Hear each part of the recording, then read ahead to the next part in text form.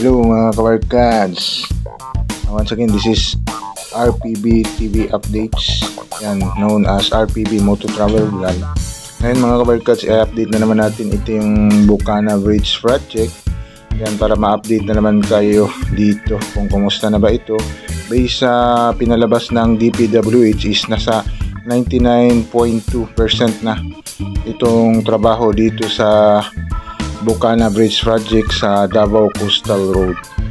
May kuan nila is matatapos daw ngayon itong December, tapos madaanan mga yung December din itong project dito sa Davao Coastal Road from dito sa Bukana papunta ng Rojas Avenue. Yang i-update natin kung sana totoo yan, para isang malaking tulong na din ito sa mga traffic dito sa Davao City. Yan, ito yung latest update natin sa Bukana Bridge Project dito sa Davao Coastal Road as of November 30. Yan, let's go!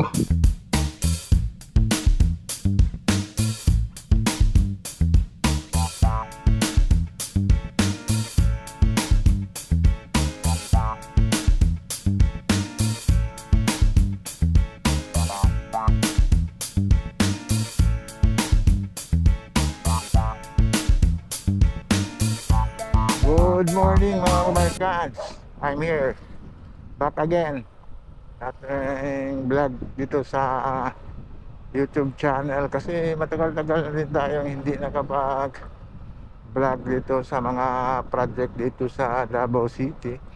Siguro marami nang nagtatampo sa mga subscriber ko dito, pasensya na kayo kasi na-busy lang tayo kasi may ibang hanap buhay na tayo kasi mahina ang kitaan dito. Parang kailangan na natin na magkayod ng ibang alternative. Kaya nag-focus ako ng Grab driver. Yan, kasi binilihan ako na ang sasakyan ng kapatid ko. Yan, ako na ang nagda-drive. Yan, ngayon back na naman tayo. Siguro every Sunday morning is mag-vlog tayo dito sa mga project sa Davao City, para ma-update na naman kayo kung kumusta na ba itong mga sitwasyon dito sa mga project, especially itong Davao River, itong Bukana Bridge Project. Yan, ito yung unang pupuntahan natin. Tingnan natin kasi nasa 99.2% na itong Bukana Bridge Project ng CRBC, itong sa China.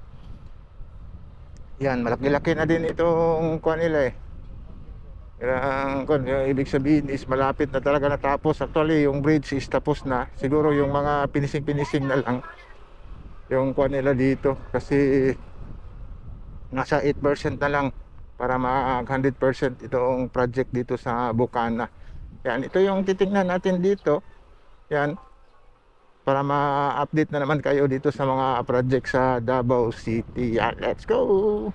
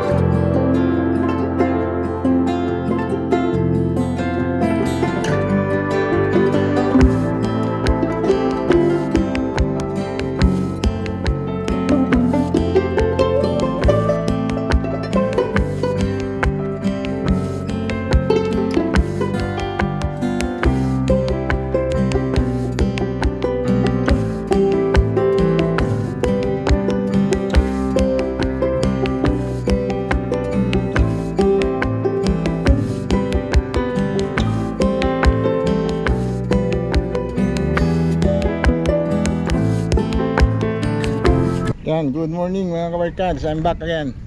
Yan, this is our PB Moto updates.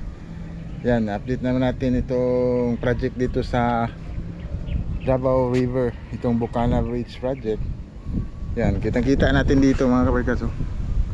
Talagang patapos na itong project dito kasi tinanggal na nila yung greenway nila, yung bakal na nilagay dyan.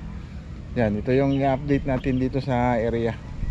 Yan, para makita na naman ito yung anong development dito sa mga project dito sa Davao City. Yan, ito yung mga flood control project ko. Tingnan, napakaganda. Yan, yung sa ibang lugar is hindi ganito. Itong flood control ito is may mga magamit ng tao magja-jogging dito sa area.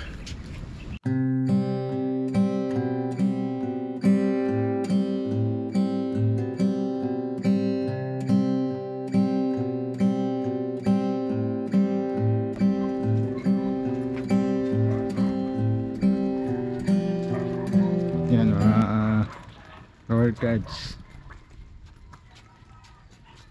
Kasi yung gapuwali sa kwan, wala na yung mga kwan, greenway.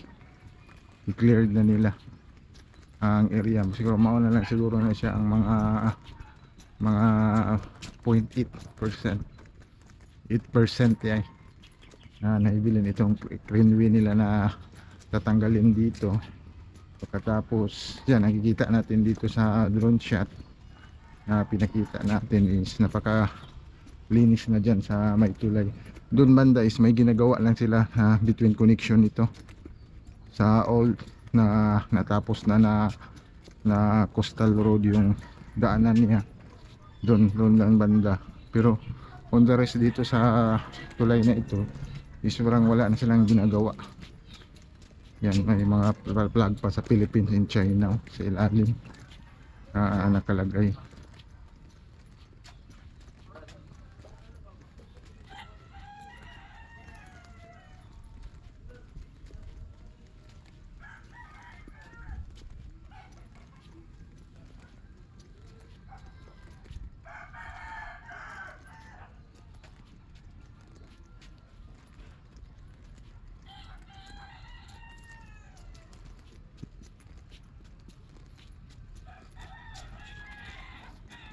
Yan mga organs. Dati is last nag-update tayo is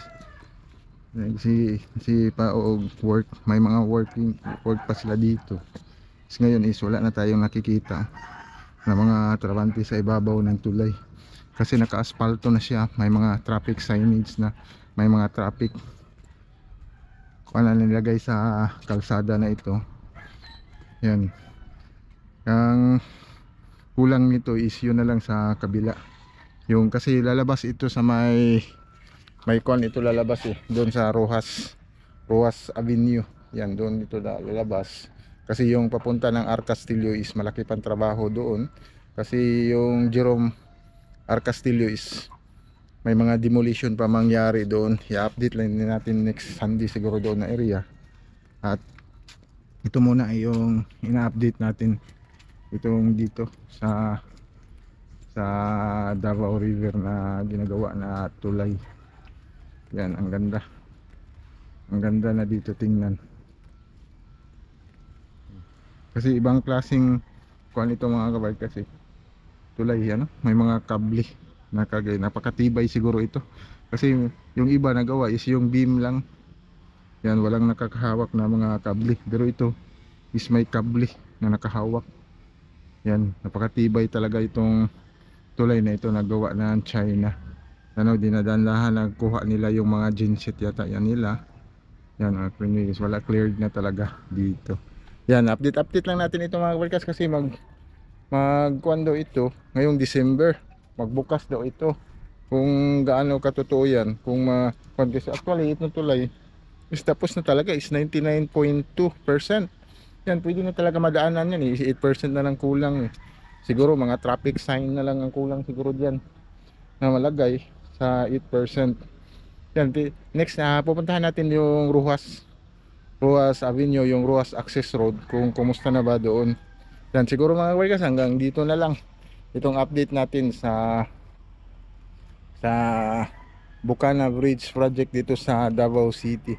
Yan, every Sunday update ko kayo sa mga project dito sa Davao City. Babalik tayo dito sa ating YouTube channel. Yan, siguro hanggang dito na lang. Like and subscribe to my channel and press the button bell para ma-notify kayo sa mga video na i-download ko, especially sa mga travel vlog natin. Yan, sige, bye bye. God bless.